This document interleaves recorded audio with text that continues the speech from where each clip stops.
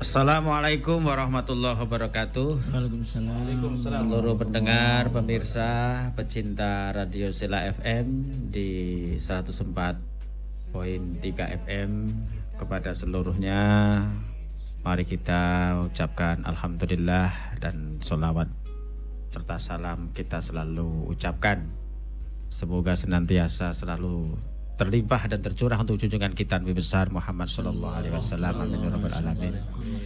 Alhamdulillah pada pagi hari ini menjelang siang kita bisa berjumpa kembali dalam menjalin ukhuwah Islamiyah dan tentunya juga ukhuwah watoniyah kita dalam kehidupan bermasyarakat, beragama dan bernegara, sehingga melalui radio siaran dakwah ini kita bisa saling mengenal, saling memahami, saling menolong dan saling menanggung di antara kita semua.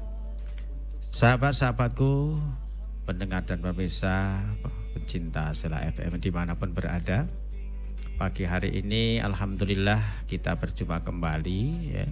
Saya Ustadz Siono yang secara organisasi adalah Ketua Umum Persatuan Wali Kota Batam, hadir bersama sohib saya, ya, teman saya, teman curhat saya dalam dakwah, Ustadz Nurdin. Lengkapnya siapa Ustadz? Muhammad Nuruddin Zaini. Disingkat MNZ. MNZ. Ya, itu dia sangat sudah beliau ini sebenarnya sudah sangat dikenal daripada saya. Di Facebooknya itu tiap hari bisa online terus ya, begitu banyak video-videonya. Dan tentunya pada pagi hari ini kita ya, sahabat-sahabatku ya, ikhwan akhwat dimanapun berada, selalu ditemani sahabat setia kita Ustadz Acan ya. Ya, saya sendiri. Atau Ustadz Muhammad Chandra MC, MC Muhammad MC. Acan itu nama kampung. Oh, nama kampung. Nah, Ini sekarang di kota atau di kampung? Di kota. Kota Batam. Jadi panggilnya MC juga ya? Ustadz MC aja. MC aja. MC itu Muhammad Chandra atau bukan MC betulan? Nah, MC gitu Master Ceremony. Master Ceremony.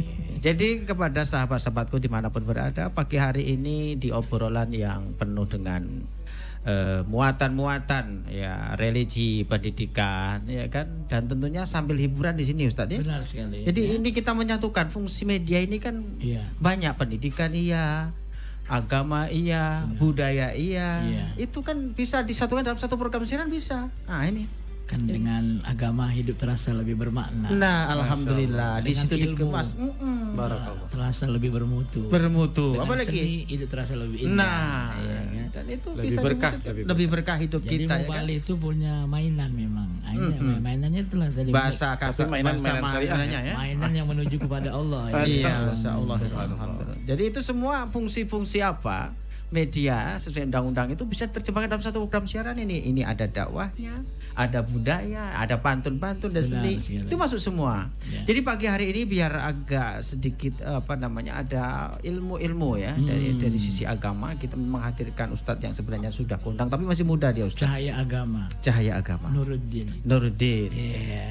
Masya Allah. Kita akan sedikit mendengar kupasan beliau ya kan. Ya, mungkin 10-15 menit dulu sebagai pengantar. Sekali, ya? Kalau minggu yang lalu kita bicara istiqomah, ya, sekarang kita bicara sabar. Subhanallah. Ya Allah. Ini sabar nih memang ujiannya setiap hari. Ya, setiap hari. Lulusnya sepanjang masa. Ya. Kadang lulus kadang tidak kan. Cek kita. Walaupun Pak Ketum udah jadi dokter belum tentu lulus juga ya. Iya. Apalagi kita yang belum ya. Masih belum full sabarnya kan. Oh iya betul. Jadi sabar dalam berbagai konteks ya Ustaz ya. Pak Nurdin nanti Pak Ustadz mungkin lebih spesifiknya sabarnya mungkin. Iya. Insyaallah. Kita harus belajar dari beliau. Belajar dulu. Kita sama-sama belajar mendengarkan. Apa sih Ustadz sabar? Mungkin Ustadz uraikan lah dari sisi Al-Qur'annya, bagaimana sisi hadisnya, bagaimana sisi mungkin para mufasir, mungkin ahli hadis atau ulama secara umumnya lah Ustadz. Sampaikan biar kami ini juga mendapatkan tambahan ilmu ya Ustadz Chandra ya. Memang dari Pak Ketum ada sabar tentunya ya. Dari saya juga punya konsep sabar. Mungkin Pak Nurdin ini beda lagi. Menambah wawasan kita kan. Iya. Mungkin nanti ada 100 kata-kata beliau, mungkin ada 1 yang agak Masya berbeda ya. Iya. Itu dia. Nanti tak cukup waktunya Betul. 12 menit. Seorang ustadz yang bijaksana itu mampu mengkrit gitu kan. Masya Allah. Yang panjang bisa menjadi pendek Ya, gitu nanti kan. 10 menit, 15 menit dari Ustaz Nurdin, ditambah lagi Ustaz Chandra, Ustaz Ajan, MC. Kita nambah-nambah aja. Nambah-nambah, saya pun juga nambah-nambah sedikit aja kan. Kata orang Melayu nama-nama tepung cair ya kan. Ya pendengar pemirsa dimanapun berada, mari kita simak sebentar ya kan urean mutiara pagi kita menjelang siang hari. Silakan Ustaz Nurdin. Baik, terima kasih Pak Ketum PMB Kota Batam. Berikut Pak Ustadz Chandra, Pak Acan ya, Mr. Acan, Pak MC. Pak MC, Masya Allah. Bismillahirrahmanirrahim. Alhamdulillah wassalatu wassalamu ala Rasulillah wa ala alihi washabihi wa mawalah. Hadirin para pendengar setia Sela FM 104.3 FM Batam. Alhamdulillah hari ini kita dipertemukan oleh Allah bersama dengan Ketum PMB dan Mr. Acan. Mudah-mudahan kesempatan ini, silaturahim ini terus berlanjut, karena pertemuan hari ini bukan pertemuan tidak hanya sekedar ngobrol saja, Ya. tetapi kita berpikir, berjuang untuk bagaimana nanti teman-teman kita, sahabat kita lebih meningkatkan lagi ketakwaannya, lebih meningkatkan lagi silaturahminya, sehingga nanti akan melahirkan ukhuwah yang sangat erat persatuan di antara kita. Sebagaimana Ustadz Doktor Ketum tadi sudah menyampaikan, mungkin sedikit Ustadz saya akan menyampaikan tentang sabar. Jadi kalau kita berbicara sabar nih, sebenarnya sudah banyak kita tahu sabar. Ada sabar nama orang, ada juga sabar nama yayasan, PT juga ada nama sabar. Tapi kalau kita karena kita sering berkendara tuh nengok di truk-truk ada bacaan sabar menanti. Sabar menunggu. Sabar menunggu. Sabar di madu. Salah. Jadi kalau kita sabar sebenarnya sudah tahu dengan kata sabar nih. Tapi dalam diksi bahasa Arab, sabar itu sebenarnya artinya menahan. Makanya di bulan Ramadan itu dibilang syahrus sabri, bulan menahan. Kenapa? Karena orang puasa itu menahan dari makanan, menahan lisannya untuk tidak berkata kotor, menahan kaki untuk tidak melangkah ke tempat-tempat maksiat, menahan dari segala perbuatan kotor. Nah, itu sabar. Jadi sabar itu, tapi kalau kadang kita berpikir sabar itu biasanya hanya sebatas karena ada musibah, kemudian sakit. Padahal sabar sebenarnya bukan itu saja. Cuma memang kalau sabar dikaitkan dengan masalah musibah, kemudian sakit, kelaparan, kemiskinan dan segala macam, di PHK, apalagi zaman corona ini saat ini Ustaz ya. Iya. Nah, jadi sebenarnya sabar itu tidak cukup di situ. Cuma memang Allah sudah menyampaikan dalam surat Al-Baqarah 155. Boleh dibuka. Ya, Allah menyampaikan firman-Nya, walanabluwakum bisyai'im minal khaufi wal ju'i wa naqsim minal amwal wal anfus was thamarat wa basyirus sabirin. Jadi memang sabar itu sebenarnya ada 3. Cuma saya urutkan Ustaz, urutkan dari bawah saja. Nah, jadi biasanya kalau urut dari atas. Jadi level sabar paling rendah itu adalah sabar ketika menghadapi musibah. Musibah itu apa? Allah sudah berjanji, sudah memberikan penjelasannya. Aku nih pasti memberikan ujian kepada orang-orang, termasuk orang-orang yang beriman. Apa ujiannya? Ada 5. Yang pertama itu adalah takut, ketakutan, takut miskin, takut di PHK, takut nanti gimana kalau sudah pensiun aku tak dapat duit, gimana nanti kalau aku pensiun aku udah tak dapat lagi uang, tak bisa lagi menafkahi anak. Ini takut. Ada juga sabar itu dari musibah karena kelaparan, mungkin sudah tak ada lagi yang mau dimakan, kemudian kekurangan harta, kemiskinan di PHK, jobless, pengangguran dan segala macam. Ada juga makan ujian itu, sabar itu terhadap ujian tentang hilangnya nyawa gitu. Ada kematian, kena musibah, wabah seperti corona ini yang sampai saat ini Ustadz kayaknya belum betul-betul selesai secara totalitas ya. Nah, ini pasti sudah berapa banyak kawan-kawan kita di luar sana itu mengalami ujian yang seperti ini. Nah, kita sabar dengan musibah ini. Tapi pertanyaannya, apakah orang yang beriman itu diuji juga oleh Allah? Ya tetap diuji. Semakin orang itu meningkatkan atau semakin imannya itu bertambah, maka semakin banyak ujian yang datang kepada orang itu. Ini sesuai dengan Al-Quran, firman Allah Al-Ankabut ayat kedua. Apa kata Allah? Ahasiban nasu ayyutraku ayyakulu amanna wa hum la yuftanun. Apakah manusia itu mengira kalau dia itu tambah beriman kepada Allah, mengatakan asyhadu alla ilaha illallah, mengatakan asyhadu anna muhammadar rasulullah, lalu kemudian akan dibiarkan oleh Allah tidak dikasih uji, diuji tetap. Jadi Karena semakin tinggi imannya semakin diuji, semakin dia soleh, semakin dia selalu berpuasa setiap hari, semakin berat ujiannya. Nah, tapi kalau dipikir Ustaz, ujian sekarang yang datang ke manusia itu tidak seberapa dibanding dengan ujian yang diberikan kepada Nabi dan Rasul. Iya. Bayangkan coba Nabi kita, Nabi besar Muhammad, ujiannya tiap hari itu diancam, dibunuh, bahkan sempat dilempar dengan batu pelipisnya berdarah. Loh, kita ujian corona seperti ini jangan pernah putus asa kita. Benar-benar. Nah, jadi semakin orang itu meningkat keimanannya, maka semakin besar ujian yang datang kepadanya. Karena prinsipnya begini, hakikat iman itu akan bisa diraih apabila kita semua ini bisa melewati ujian-ujian dari Allah Subhanahu wa taala. Nah, oleh karena itu pentinglah kita harus ketika kita sudah diberikan ujian jangan pernah putus asa. Karena kenapa? Karena kalau orang sudah yakin dengan Allah, maka sebesar apapun ujian yang datang kepada orang itu tidak akan berasa apa-apa. Kenapa? Karena dia yakin Allah itu tidak akan memberikan ujian kepada orang kalau Allah tidak menyiapkan solusinya. Jadi ketika kita diberikan ujian seperti corona ini, hilang pekerjaan, Allah sudah siapkan solusi dari musibah itu. Tinggal kita menjemputnya, meraihnya. Sejauh mana kita akan berharap kepada rahmat Allah Subhanahu wa taala. Oleh karena itu, jadi level pertama, level yang paling bawah ini berarti adalah ujian ketika kita sabar menghadapi ujian yang dari Allah yang disebutkan dalam surah Al-Baqarah. Makanya siapa orang sabar itu?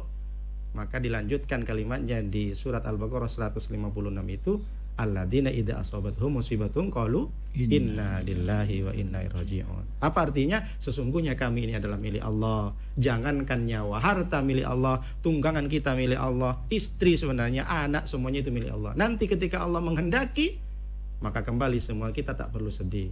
Karena kalau kita sudah yakin dengan Allah, semuanya pasti akan kembali. Maka kalau kita yakin, kita tidak akan rasa takut dengan musibah yang diberikan oleh Allah Subhanahu wa taala. Cuma nanti jangan yakin ini dengan Allah jangan disalah tafsirkan. Karena dari saking yakinnya, umpamanya pulanglah si suami itu mendengar, apalagi para pemirsa Sela FM ini mendengar kajian ini, saya yakin dengan Allah, la haula wala quwwata illa billah, wallahu ala kulli syai'in qadir. Ketika pulang ke rumah, ditanya sama istrinya, bang kok nggak kerja bang, kok nggak bangun bang? Aku yakin kepada Allah dek, la haula wala, kerja tak kerja pasti makan dek. Habis itu dilanjutkan tidurnya. Setelah tidur rupanya jam 11 bangun. Dari pagi tidur bangun, lalu teriak sama istrinya, dek, abang lapar katanya. Oh iya bang lapar. Iya, udah masak belum? Kenapa nggak masak? La haula wala quwwata illa billah, wallahu ala kulli syai'in qadir. Bang, masa tak masak bang kalau Allah sudah menghendaki kita kenyang-kenyang? Ini salah penafsirannya. Tak boleh begitu. Jadi yakin kepada Allah, tapi jangan lupa. Makanya kata Imam Hasan Al-Basri, ada al-kasbu ikhtiyar. Karena ada takdir bisa milih, ada yang tak bisa milih. Tak bisa milih, Nuruddin. Ini dari Madura saya, Ustaz. Kenapa saya tidak menjadi keturunan Arab? Tak bisa milih. Saya udah terlahir sebagai orang Madura. Yang bisa milih ini setelah ini, Nuruddin ini mau kemana? Mau ke Nagoya Hill apa ke Divan Center? Mau ke Sela FM. Iya kan? Sama dengan sekarang ini, saya mau berdiri atau duduk? Itu bisa milih. Yang tak bisa milih itu jodoh. Jadi kalau sudah dapatnya istri satu, ya istri satu saja, Ustaz. Begitu ya? Iya.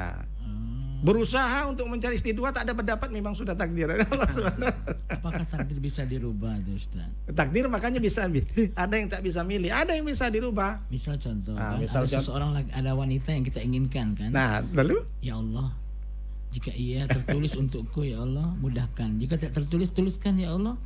Bisa nggak kita merubah? Berarti kita bukan merubah, Ustaz, tapi berusaha. Namanya ikhtiar. Kan dengan doa kan bisa merubah takdir itu kan. Nah, ketika takdir itu sudah terjadi, ternyata doa sudah banting tulang setiap hari, tapi ternyata istrinya masih satu, ya berarti bukan takdir. Jadi setelah berdoa, berusaha, takdirlah kita tunggu. Nah, kita tunggu mudah-mudahan. Makanya ada kodok, ada qadar gitu. Kalau qadar itu ilmu Allah ala ma satakunu fil mustaqbal. Kalau qadar itu ijadullah tibqa ilmihi subhanahu wa ta'ala. Kalau qadar itu adalah ilmunya Allah di zaman yang lama, 50.000 tahun sebelum langit diciptakan, Allah sudah tahu kalau Nuruddin akan memberikan siapa sepatah gitu dua ya, patah di di radio ini Sela ya. FM. Masya Allah. Sudah tertulis ya? Sudah tertulis. Tadi Pak Nurdin misalnya mobilnya mundur ya. Hampir jatuh, Masya Allah. Hampir jatuh Ustaz tadi. Masya Allah. Tapi saking semangatnya tadi. Sudah Saking tertulis ya. semangat dan sabar. Sabar, sabar itu sabar. Karena memang dari rumah sabar kata dia. Iya, betul. Sabar. Ternyata mau mundur juga mobilnya kan. Maka kalau kita punya istri sabaria juga bagus ya. Sabar lagi. Terus, Lalu kemudian yang pertama, jadi level yang paling rendah adalah sabar ketika mendapatkan musibah. Lalu naik lagi sedikit, ada sabar itu yang menengah tingkatannya. Yaitu sabar kapan? Karena sabar itu secara bahasa Arab namanya menahan. Yaitu yang kedua, level menengah itu sabar menahan diri untuk tidak melakukan dosa atau maksiat. Datanglah kawannya, bro di mana? Di rumah katanya. Gimana? Aku bawa Alphard sekarang.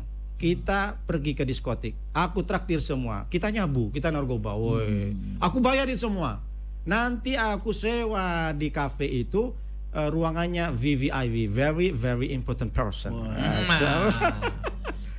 Jadi sudah ditanggung semua gratis, tapi ternyata sampai ke rumahnya, bro, mohon maaf, aku tak bisa ikut. Menolak ajakan untuk maksiat, itulah sabar.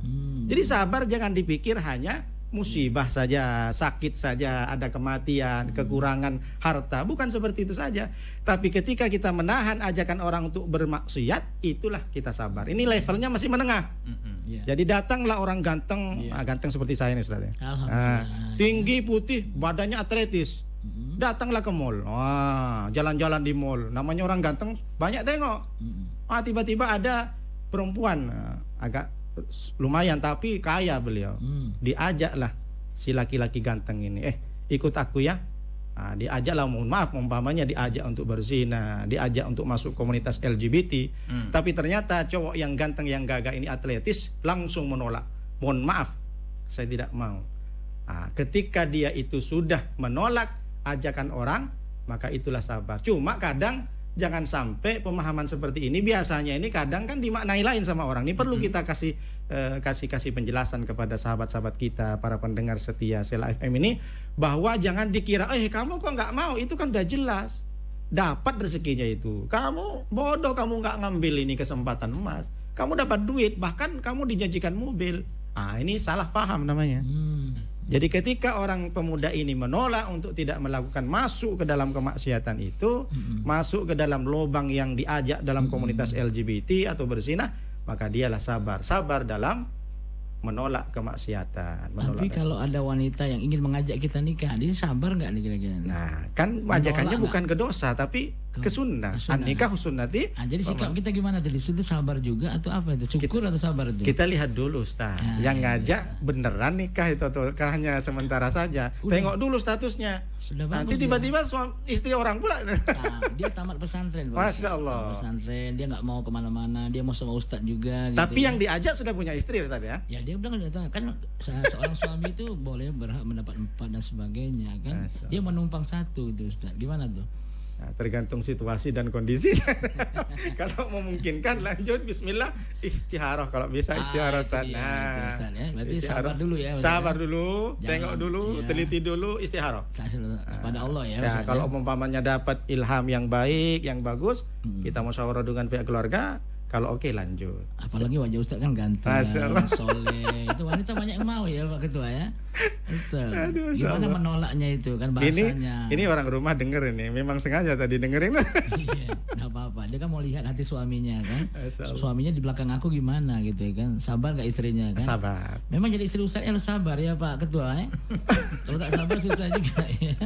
Pagi-pagi pulang malam yang dihadapi ibu-ibu semua kan. Ibu-ibu wirid majelis taklim. Silakan teruskan Pak. Baik, ini yang kedua, jadi levelnya masih menengah. Ada sabar level paling tinggi. Nah, ini penting bagi kita semua, yaitu sabar dalam apa? Sabar dalam melaksanakan amal ibadah kepada Allah. Malam-malam susah bangun, jam 3 tiba-tiba pengen mau pipis umpamanya kamar mandi, tapi ternyata berat untuk mengambil wudhu. Nah, sabar melaksanakan dalam tahajud, itulah sabar beramal soleh kepada Allah. Itulah tingkatan yang paling tinggi. Kalau nonton bola bisa, kenapa tahajud tak bisa? Jadi melawan ketika kita itu berat untuk melaksanakan tahajud, untuk mengambil wudhu, disitulah kita diuji oleh Allah. Bisa enggak ambil wudhu? Nah, maka ketika malam-malam bangun, qiyamul lail, kita ambil wudhu, sholat sunat wudhu, kemudian kita laksanakan sholat sunat tahajud, kemudian sholat taubah, sholat hajat dan beristighfar kepada Allah, sabar bersimpuh di depan Allah, mengatakan, menyadarkan dirinya, mengakui atas dosa-dosanya. Nah, itulah sabar yang paling tinggi, sabar mencari ridho Allah Subhanahu wa taala. Jadi 3 sabar ini kalau dipraktekkan, insya Allah kita akan mendapatkan kebahagiaan dunia dan akhirat. Apapun yang kita minta, insya Allah Allah kabulkan. Kalaupun memang nanti, Ustaz, saya sudah sabar, tapi kenapa kehidupan saya nggak berubah? Boleh jadi cara kita mendekati kepada Allah menurut Allah belum cukup. Boleh jadi kedekatan kita dengan Allah hubungannya masih belum erat, sehingga kita jangan pernah putus asa, wala tayasu mir rauhillah. Teruslah mencari rahmat Allah, agar semua amalan kita itu diridhoi oleh Allah. Jadi 3 sabar ini penting bagi semua kita yang masih diberikan umur yang panjang, diberikan kesempatan yang baik, kesehatan yang baik, kita pergunakan. Mudah-mudahan kesempatan ini kita gunakan lebih baik daripada yang sebelumnya. Kita bermohon membimbing kepada Allah.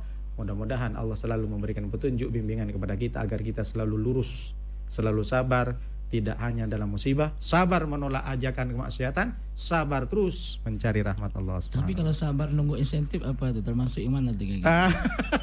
Insentif yang sabar di mana tuh? Sabar tambahan.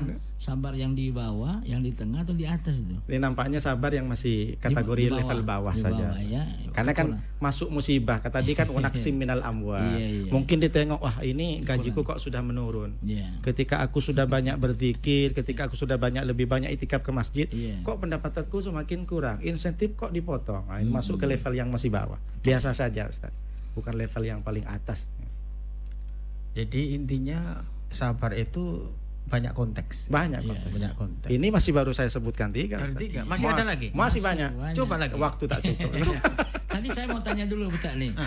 Masyarakat tuh sering bertanya. Tadi ada kelihatannya ada 5 jenis musibah yang harus sabar. Baik, Ustaz. Dan ucapannya innalillahi. Nah, kenapa cuman orang meninggal saja orang sebut innalillahi? Coba Ustaz. Baik, sebenarnya yang nampak di depan kita itu kan kalau mati nampak sekali musibahnya. Ketakutan. Jadi ketakutannya nampak kali. Kenapa? Karena memang sudah berpisah. Makanya dikasih nama meninggal. Sehingga ketika kita melihat orang meninggal, daripada kita dikasih tausiah kematian, itu biasanya cuma nyangkut di kuping kanan. Tapi ketika kita sudah menengok asli meninggalnya, maka terketuklah hati kita untuk mengatakan inna lillahi wa inna ilaihi rajiun. Padahal sebenarnya untuk mengatakan atau mengucapkan lisan kita mengucapkan innalillahi, sebenarnya semua musibah. Cuma yang paling mungkin dikhawatirkan oleh orang itu kematian, karena bisa berpisah betul, tidak akan kembali lagi ke dunia. Sebab karena kematian tadi saya lihat berada di urutan keempat. Padahal Allah menyebutkan yang pertama itu ketakutan. Nah, Mubali hari ini mungkin harus menjelaskan ketakutan itu ternyata baca innalillahi gitu. Kalau lihat konteksnya Ustaz baca ayat tadi itu, berarti 5 musibah ini zikirnya innalillahi wa inna ilaihi raji'un. Kan di ujung ayat sana 157-nya Allah menyediakan 3 pahala besar. Betul Ustaz. Itu kan wa ulaika alaihim shalawatu mir rabbihim wa rahmah wa ulaika humul muflihun ya. Jadi kita lihat sebenarnya ada 3 pahala besar itu yang harus kita ceritakan sama umat ini kelihatannya. Ada keberkahan yang sempurna, rahmat dari Tuhannya, dan mereka lah orang dapat hidayah. Nah, ini kita Allah tutup dengan 3 pahala itu. Ketika orang itu sudah lulus dengan ujian yang 5 tadi itu. Nah, cuman ketika orang baca innalillahi hanya di kematian. Padahal kondisi saat ini banyak ketakutan. Betul. Kenapa Allah menyebutkan nomor 1 ketakutan itu? Karena yang paling banyak itu banyak orang meninggal kan sekali-sekali gitu ya. Nah, akhirnya orang nggak dapat pahala yang ujung itu. Kalau dia baca ini zikir khusus untuk orang yang sabar itu. Karena takut ini Ustadz itu meliputi semua saraf psikologi kita. Benar. Makanya Allah mengatakan wa amanahum min khauf.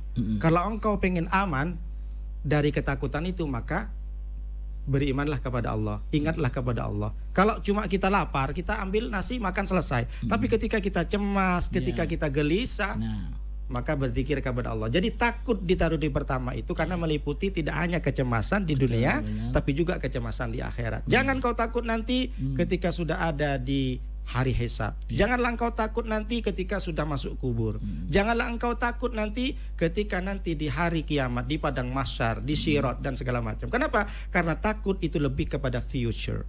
lebih kepada masa depan. Makanya Allah mengatakan juga alla tahzanu wa la takhafu wa absiru bil jannatil lat. Makanya setiap kalimat itu takut dulu karena ini yang paling besar dan paling banyak manusia itu dirasakan. Karena istri kita kadang ketakutan kalau suaminya itu diambil. Rasa takut itu apakah dia baca istighfar atau innalillahi? Ketika takut itu minimal sabar dulu datangkan, karena ini ada sebuah ketakutan. Sabar itu istilahnya terima dulu ujian ini. Karena syarat sabar itu baca innalillahi. Kalau dia tidak baca innalillahi, dia tidak termasuk makom sabar gitu. Sabar biasa berarti kan. Betul. Aku sabar karena Allah tadi berfirman gitu kan. Ketakutan dulu Allah mengatakan di situ. Takut miskin, tadi takut corona, bahkan takut di PHK, takut kehilangan jabatan. Rasa takut itu muncul, maka baca innalillahi. Allah beri 3 pahala di ujung itu. Berkah, rahmat dan hidayah. Iya, betul. Nah, kalau kita nggak baca innalillahi, karena di sini ada kekhususan tentang zikir innalillahi itu. Karena takut itu Ustadz tidak dibentukkan dengan fisik dulu. Artinya takut kan masih ke masa depan. Betul. Tidak nampak dulu. Betul nggak suami ini ninggalin aku? Tapi ada rasa. Ada rasa. Macam corona kena nggak gitu. Ada rasa takut. Nah muncul rasa takut itu Allah mengatakan coba baca innalillahi. Yang ditakutkan belum terjadi Ustadz. Nah makanya biasanya orang tidak ingat kepada innalillah. Padahal semestinya semua kecemasan, semua musibah, meskipun itu belum terjadi, cemas, gelisah, khawatir, mestinya langsung dalam hatinya itu diterapkan, dibiasakan untuk membaca innalillahi, sesungguhnya kami ini semua adalah milik Allah. Sesungguhnya suamiku adalah milik Allah. Kalaupun dia akan pergi diambil pelakor, nanti akan pasti kembali. Begitu. Kira-kira ada nggak istilah pelakor dalam Islam nih Pak Ketum sebenarnya? Jadi saya kira mungkin kalau ini Pak Ustadz Chandra lebih memahami ini ya. Lebih memahami ya. Kalau saya lebih ke konteks kami masih junior ini. Lebih konteks umumnya lah coba pengertian sabar tadi dari berbagai macam aspek tadi. Saya tertarik dengan apa yang disampaikan Ustadz Nurdin. Betul sekali ya. Banyak ilmu yang dapat dari ini ya. Yang selama ini memang kita ngobrol biasa aja ya. Ngobrol biasa, bukan ngobrol biasa. Memang kadang-kadang kita ngopi dalam hidup ini orang dikatakan bersabar dibutuhkan hanya ketika lagi sedih saja. Betul. Padahal ternyata lagi sedang bergembira itu harus sabar juga. Ada nilai kesabaran di situ. Jangan terlalu lebih ya gembiranya. Orang tak punya duit seolah-olah harus bersabar ketika tak punya duit. Tapi ketika punya duit seolah tak butuh sabar. Masya Allah. Ini yang diingatkan tadi sebenarnya itu. Betul. Jadi artinya apa? Sabar ini sepanjang waktu. Betul ya Ustaz. Every time, every second, every day, bahkan setiap hari, setiap keadaan, everywhere. Nah, yang penting audien kita tahu aja maksudnya kan, itulah kira-kira. Jadi apa namanya di setiap detik itu sabar harus ada, mengikuti kita, harus ditanamkan kepada kita. Ya, termasuk kita barangkali apa namanya setiap Ahad pagi di mana kajian subuh Sela ini. Ini bagian bersabar juga, sabar dalam menjalani ketaatan, mensyiarkan Islam, mensyiarkan ketaatan itu. Sabar kalau nggak ada yang nelpon itu kan. Sabar. Saya dengan Ustaz Chandra saling telepon. Saling telepon. Komunikasi. Beliau lupa, saya ingatkan. Betul itu. Sabar menyambung silaturahmi. Ya, saya lupa, beliau ingatkan. Bukan lupa, kadang-kadang terlewatkan. Itu begitu banyak. Saking sibuknya Pak Ketum, kita harus mengingatkan itu. Beliau pun juga sibuk juga sebenarnya, sama kita kan. Sibuk wali kota itu lebih sibuk Ketum lagi. Jadi artinya karena tanggung jawab beliau itu bukan cuma satu, tuh. Itulah kira-kira, jadi sabar dengan ayat yang sudah jelaskan, hadis yang dijelaskan tadi. Sebenarnya implementasinya kita bagaimana? Sabar dalam berdakwah pun perlu kira-kira ya. Perlu. Itu paling tinggi. Karena banyak ujiannya juga. Saya pernah membaca itu ya dari sebuah buku akhlak gitu ya. Itu mengutip salah satu pendapat Yusuf Al-Qaradawi, itu sabar dalam berdakwah paling tinggi itu. Ya. Coba kalau kita ingat dalam Quran surah Luqman itu kan pesan beliau kepada putranya Saron itu kan termasuk sabar dalam berdakwah. Jadi artinya apa? Kita ini konteksnya para mubalik. Dan itu sudah kita bicarakan minggu lalu, ya kan? Sabar itu sangat penting sekali. Dan tentunya lebih apa namanya lagi kita perlu kita sampaikan ke khalayak lagi bahwa stressing kita apa namanya garis bawah kita, sabar itu sekali lagi berkali kita saya sampaikan di segala keadaan. Di skala riang kita juga sabar, dapat duit banyak sabar. Nah, kalau nggak sabar duit ini bisa kemana-mana. Benar. Betul Ustaz? Betul. Tak ada duit lebih sabar lagi. Sabar ketika sudah Allah kasih rizki yang banyak. Sabar kan tadi menahan. Jadi menahan untuk tidak membeli mobil baru. Caranya bagaimana? Sabar dalam menahan untuk tidak mewujudkan impian baru itu, sabar kita kasih kepada orang-orang miskin yang membutuhkan, ke anak yatim. Sabar ketika sudah banyak duit tak mau menambah rumah baru. Sabar ketika banyak duit tak mau menambah istri baru. Boleh juga Ustaz. Jadi boleh Ustaz, kalau kita punya mobil baru itu boleh Kak kira-kira kalau memang uang kita cukup, sedekah sudah banyak, zakat sudah kita tunaikan, boleh nggak beli? Itu kan perkara-perkara mubah sebenarnya, boleh-boleh saja. Tapi ingat, ketika Allah sudah uji, jangan sampai lupa. Ada tetangga sekitar yang masih membutuhkan. Itu pun ada sudah orang-orang dilakukan. sana. Sudah dilakukan. Ya kalau sudah cukup semua, zakat profesi nambah lagi boleh, nambah rumah boleh. Karena nambah mobil tadi mubah, nambah istri itu sunnah. Jadi kita memilih yang sunnah aja. An-nikahu sunnati. Jadi kadang-kadang yang pertanyaan kita seperti ini itu yang dihadapi sehari-hari kan, seolah-olah konyol, tapi itu yang dihadapi. Masya Allah, betul. Jadi menurut Ustadz Acan, menambah istri itu termasuk sabar atau bagaimana? Sekarang gini, kalau kita bertanya ada 3 hukum ya, haram,